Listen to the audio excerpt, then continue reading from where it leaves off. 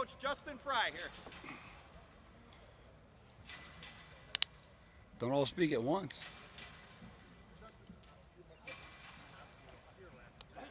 We got Matt Jones down here to the left, and we're going to put Luke State over here. He's doing well, right? And when you take a lot of reps, that's when you become veteran. The game starts slowing down. Things in front of you early on were fast, and you don't know what you're looking at. Whereas now the game slowed down for him. He's communicating better, and then the guys around him are seeing it the same way. So all these guys, that's what we've challenged these guys the next 2 weeks at camp. Like, who do you want to be? You want to be a great player, you want to take the next step, then that's what we have to do. And that starts with fundamentals and skills and building those things so that can match the talent level we have, because he's a talented guy that needs to play that way. Elite, the best, number one. Let's just say his athleticism, how does that translate to how does that help you? How does that help a run game? Everything. I mean, if you're asking guys to do, whatever style play you're doing, right? If he can handle a guy more in a single block than having to double team with an inside guy all the time, that probably helps schematically. But that just depends on what we're doing, right? The biggest thing with him, though, is like he loves ball. It's really important to him. He wants to know the why, and then he's got a little gruffness to him. So the toughness, like that's also a skill set. Like you build that, and that's one of his high qualities too. So whether we're asking him to reach block, back block, pull, whatever those may be, if you have toughness with it, on top of wanting to do it and knowing what you're doing, then you're going to play at a high level. For you being your first camp with this group, what are some of the priorities? What are some of the things you're looking for out of the whole O-line unit? Base, bend, balance, and burst. That'll never change. I'm not trying to cut the question off, but great offensive linemen play with great base and great bend. They're in balance. They're not on the ground, and they burst. They run off the ball. They pass set with urgency. They know what they're doing, and they play really, really fast. And so, as a coach, I can't say, oh, we're looking pretty good. We're veteran guys. Let's go on to something in right field, because at the end of the day, I said this in the spring when I first got here, so it's going to sound like I'm beating a dead horse, but right. You got to work those techniques and fundamentals and put those in the toolbox every day, because you have to pull those out in the middle of the game, because it's blocking and tackling. We block them. They don't sack CJ. They don't tackle the running backs. Balls down the field. If we don't block them, then they tackle us, and that's as elementary as it gets. So we try to stay focused on that, and every day what we're working, why are we working it, and how fast can we put it in the toolbox so that on September 3rd, when we need to pull that out, it's shiny and polished and ready to go. You strip it down. Yeah, I think. Well, we just had the pads on for 2 days now, so this week, right, will be it's the grind. It's necessary to make the system work, and so you get through. So some of those young guys that developed in the summer, they got more comfortable in the summer. All of a sudden, you put the pads back on, it starts flashing a little bit. You got to see those guys play. They've got to feel the physicality, the friction. So as we get through this week and the next couple of weeks, that's when you really start to try to maybe pencil guys in or shift some guys around. But right now, we got to go play ball. We've got to identify those younger guys that can creep their way up the depth chart.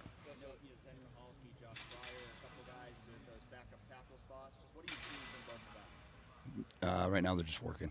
They're buying in. I mean, that's just every guy. There's not a guy out there right now that's kind of showing up, and we're talking about taking reps or using reps. Those guys are using their opportunities. They're using reps, whether they win the rep or lose the rep. They're using those right now.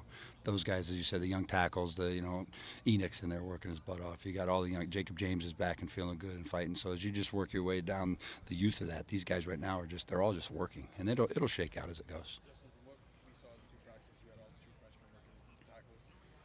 How much of that is the depth of the tackle position right now versus the philosophy of what you want to do with young guys getting here? I think it's a little bit of both. The speed of if a guy can potentially play out there, then you get the guy on the edge so that he feels the speed of the game out there. And then as you move in, you feel more of the physicality versus if you start everybody hunker down inside and then you try to work out, it's just a different animal out on the island. So I think it's a good teaching progression for those guys if they can handle it. And those guys can, of learning the speed, learning the things out there, and then kind of reeling it back if you need to, The message you give to recruits? No. You recruit a guy saying you're going to work at this position. Those guys came in, knowing what they were looked at to be. But the good thing is you got to play the five best, right? Across the country you see that where, you would love to slot. This guy's a tackle, this guy's a guard, this guy's this. But if your backup right tackle is not number 6 and you got to slide the right guard out to be right tackle, so your 6 best guy is the backup right guard, you have to play your 5 best. And so the more you can just see what guys can do, the more comfort they can have doing a couple of tasks. You can't spread them too thin, But at the same time, like I said, with those young guys, you start with speed, you start them in space, see how that handles, and then see where you can move them from there. Justin, you and Mike seem to be the most maybe hands-on or intense coaches on the practice field. I don't know if you agree with that assessment, but would that be the nature of the position you coach or your personality?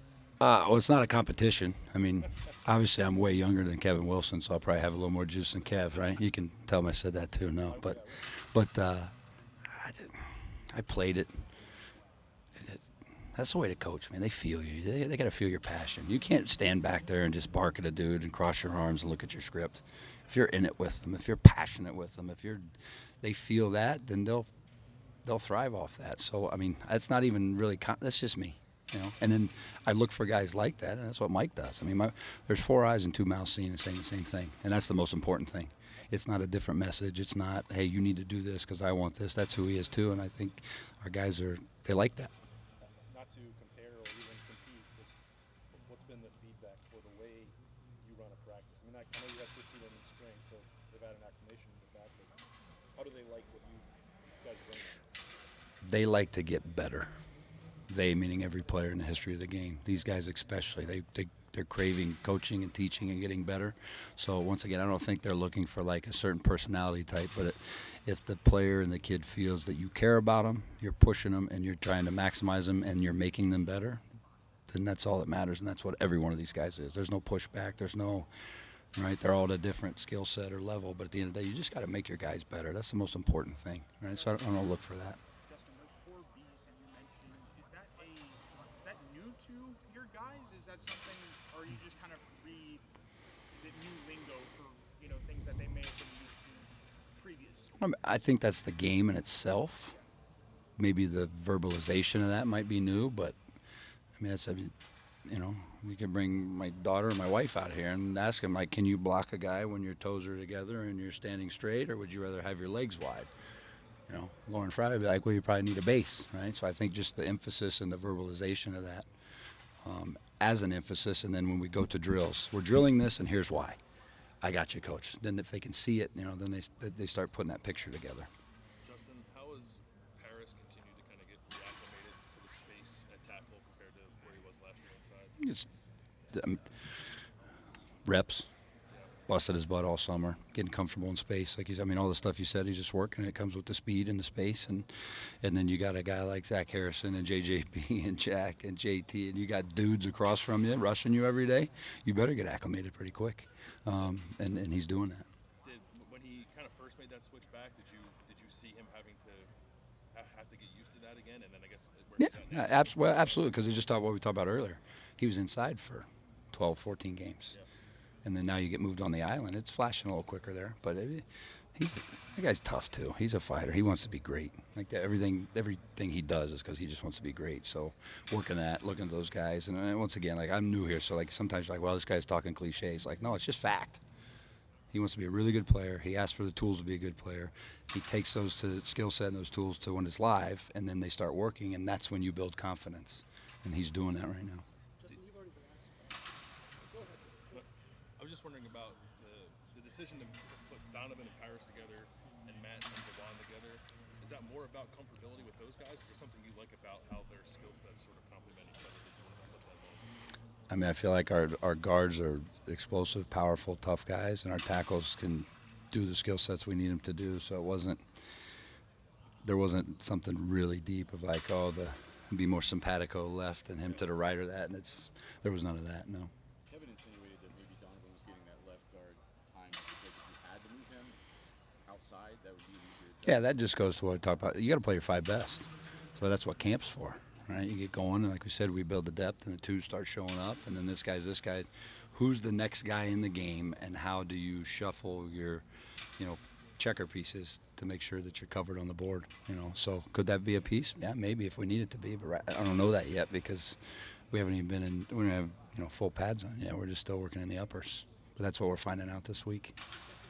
Ryan in the spring kind of unit out, wanted to see more depth, and I know you've already been asked about how the depth is going out. Did you see guys like Zen, like Jacob Dance, those guys who were borderline into too deep? Did you see them take it as a challenge this offseason? Yeah, we all did, right? Myself included, right? So, yeah, the summertime was great. They came out. They worked when we weren't here. There was, it's not extra work. It's where you do it till you know it, right? A lot of people say, oh, we got to get extra work in. Well, I mean, if you don't know it or you don't have it yet, it's really extra. There's no time stamp on it. And those guys worked this summer, and they are comfortable. And like we said, we just got to keep practicing. We got to go watch this tape, see the good today, the bad today, the ugly today, and trim the fat and keep working. But, yeah, like I said, everyone included took that. We got to build that, and then that's what we're going to do. And so we attacked that, and they attacked that individually, and we did it as a unit and get through camp, see where we're at. How much has DeJuan's transformation changed what he's able to do? I mean, it's going to – if you could go in the weight room and walk around all day with like a 45 or a 50-pound plate on your back, and then the next day you took it off, you're going to move a lot better. So anytime a guy gets in great shape, it's going to help. Now, he didn't lose 60. I'm not saying that. But, yeah, and same deal. Once they get a little taste and they see the success and they bear a little fruit and the understanding of what's going on, that's huge for those guys, right? And so, yeah, if I can move a little better, 10 pounds lighter, then I'm going to do that, I know you weren't here when he first got here, but there was all the talk about how much he loves basketball and whatnot. Does he look like a basketball player playing football, or is he fully football? He's a football guy, right? Good feet, heavy hands, important to him. He's fighting to be a better version of himself every day. The basketball stuff, though, I mean, you can use that with these guys still talking, right? Especially those Indiana guys, right? With DeJuan and Josh and myself. And we tell Zen he's from Kentucky because he's way down there in the river. But those Hooper guys, if I'm going to drop step or do something, it's like you're cutting a guy off at the baseline. Remember when you did that, versus Beach Grove? Oh, yeah. So it's maybe more of a teachable thing. But now that guy's a football player. He can play hoops, right? We could probably put together a pretty good, 5-on-5 squad, but he's a ball player. How about Paris, just from like a mental perspective? What most impresses you about his preparation and his film study? He pushes it right to the peak. He wants to be great. He wants to have all the information. He wants to gather it all. His biggest thing that he's learning right now, and he's doing an unbelievable job, is I don't need to look for everything. Just work my way to the right answer through the tools, the technique, the whatever the front may be. So I'm not looking for everything. I see exactly what it is because he wants to know everything and learning the way to get there as opposed to being omniscient, right? That's offensive line play in itself too. But his drive he's unbelievable because he just, why this? Well, I was thinking this, coach. I'm looking at this. Is that right? No. Look at it this way. I got you, coach. And then going and doing it and taking the coaching. So it's so important to him and the drive, and it's going to make him play great.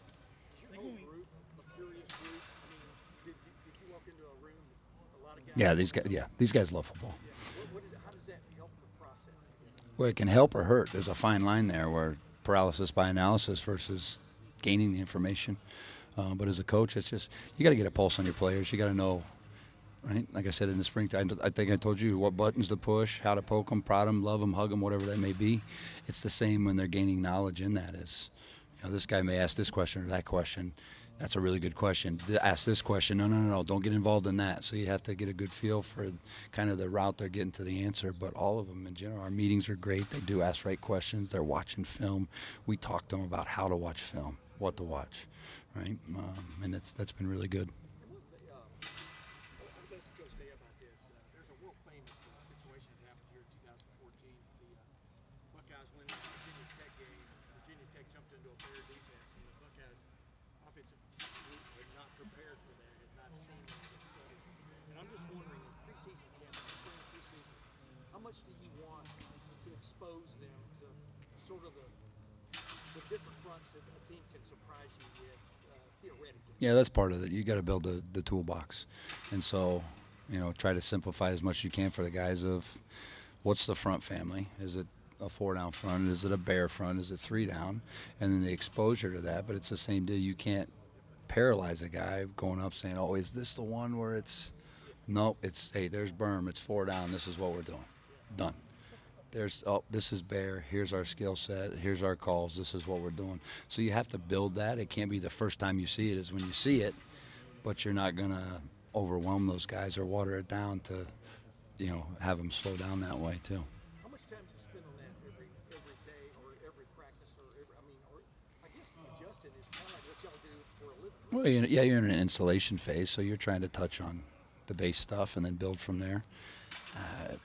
there's not necessarily a checklist per se, but make sure in certain protections you touch those with the quarterbacks, in certain run schemes you touch that with the tight ends if they're involved, if the running backs need to see something. So you try to just go through your installation phase and build your glossary, and then week by week, what's good versus this. Here's what we ran this week, and then you just kind of work that way. I think when you got here in the winter, you talked about you wanted your offensive line to have kind of a presence or another team to feel you. I guess I think feel you was the word, like be like a something short, and everybody knew you were going to run, and you wanted to be able to kind of be good in those situations. How do you kind of coach that over an off-season, spring, camp? You can start showing them like through this, like you talk about it. You work, and then as camp goes on and you get into a situation, it's a third down, it's a red zone, it's a critical situation. You did it, you ran it, you executed, you had success. Here's the why. Oh, I did that. Oh, we saw that. That's great. And then they put that away. So when that opportunity shows itself in a game, you're ready to make that play. So you put them in those situations as much as we can. And Ryan does a great job of, we move the ball around the field. We play situational football. We're touching on all those things. So the first time in a game it happens, like we talked about before, is not the first time they've seen it. They have a book of work, and there's that confidence because they've executed it at a high level. How much difference have you seen in yourself just in this short span at Ohio State compared to when you were at UCLA? I gained about 20 pounds. I have more gray hair in my beard than I've ever had. You restart with your room. So I think, just like I said before, coming in, I had your room before, you'd coordinated before, whatever it may be. This is all new with these guys. So you're starting from square one. Here's me, here's who I am, here's how I'm going to coach you. Here's what we need to get done, how do we get it done, and then you learn your guys. So from the start till now, I've got just a better feel for them. And staying that line, I think they appreciate that. If you talk to the other guys, there's not a lot of gray area in offensive line play, right? And so you got to coach them that way. You start talking here, and then you go here, and then all of a sudden they're like, whoa, that's not what you said. You can't do that. So I think just the restart of square one and building it back, not necessarily a change, but just something, if you're at a place for a long time, you don't have to do because you get a little groove going. We're building that groove with these guys right now. It's fun. I love this room. I don't like them. I love these guys. Just so everybody hears that. Like this room, I love this room. Justin, did you have Notre Dame defense something that you're seeing more of now, or is it still kind of unique what they do? What are they doing? Do you know? Can you help me? Oh, I got you. Yeah, I mean, you just go in installation. You try to cover everything in your base installation. As we get closer to game week, then you start really honing in on what they have and what they're doing. So there's not been a huge emphasis from our standpoint just yet as detailed, but there's installation where if they play some 3 down, you see 3 down. If they play some 4 down, then you're installing versus those things right now.